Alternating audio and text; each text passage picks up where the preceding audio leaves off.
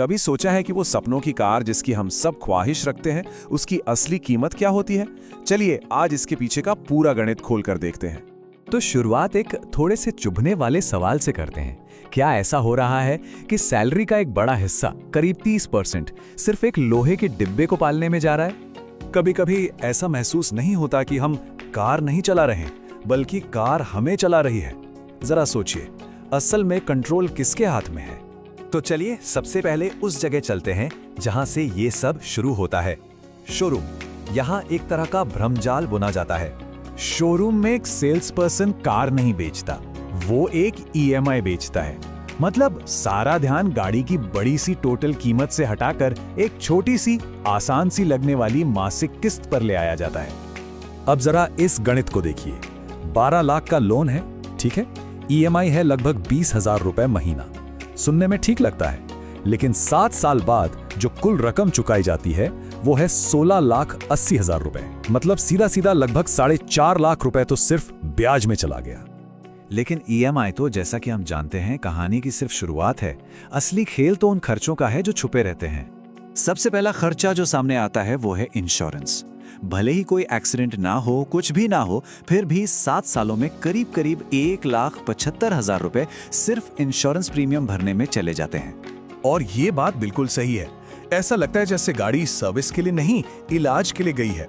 और जब बिल आता है तो वॉलेट सीधा आईसीयू में पहुंच जाता है। और ये इलाज सस्ता नहीं होता। देखिए, 7 सालों में सर्विसिंग और छोटी मोटी मरम्मत पर ही 1 लाख रुपए से ज्यादा का खर्च आराम से हो जाता है।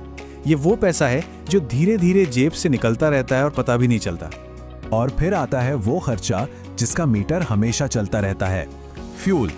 अगर हर महीने सिर्फ 1,000 किलोमीटर भी गाड़ी चलती है तो 7 सालों में पेट्रोल पर 6,30,000 रुपए से ज्यादा खर्च हो जाएंगे। ये एक बहुत बड़ी रकम है।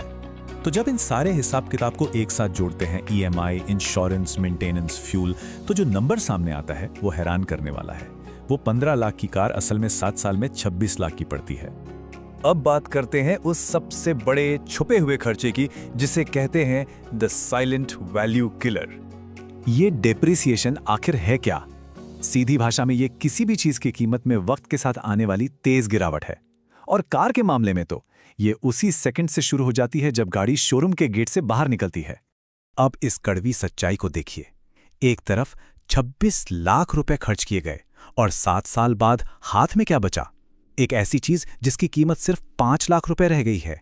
मतलब 21 लाख रुपए हवा हो गए। तो ये सिर्फ गाड़ी की वैल्यू नहीं गिर रही है, असल में ये किसी के भविष्य की नेट वर्थ है जो नीचे जा रही है। ये एक बहुत जरूरी बात है समझने वाली।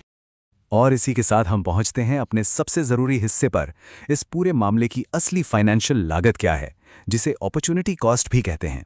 तो अगर सब कुछ जोड़ा जाए, ईएमआई, फ्यूल, मेंटेनेंस, तो हर महीने गाड़ी पर मोटा मोटा 30,000 रुपए का खर्च बैठता है। अब एक पल के लिए रुककर सोचिए, क्या होता अगर ये 30,000 रुपए हर महीने कार पर खर्च करने के बजाय कहीं इन्वेस्ट किए जाते? और ये जो कंपैरिजन है ना, ये आंखें खोल देने वाला है। एक तरफ 7 साल बाद हमारे पास 5 लाख की एक गाड़ी है जिसकी वैल्यू और गिरेगी। दूसरी तरफ अगर वही पैसा इन्वेस्ट होता तो हमारे पास 40 लाख का एक इन्वेस्टमेंट पोर्टफोलियो हो सकता था। फर्क देख रहे हैं?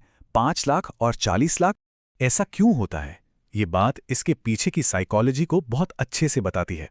अक्सर मिडिल क्लास कार अपनी जरूरत के लिए नहीं, बल्कि समाज में एक स्टेटस, एक पहचान, दूसरों की मंजूरी पाने के लिए खरीदता है। तो आखिर में बस यही सवाल है जिसका जवाब हर किसी को खुद से पूछना चाहिए। ये कार, क्या ये वाकई एक एसेट यानी संपत्ति है, या फिर एक बहुत बड़ी लायबिलिटी यानी देनदारी? इस पर जरूर सोचिएगा।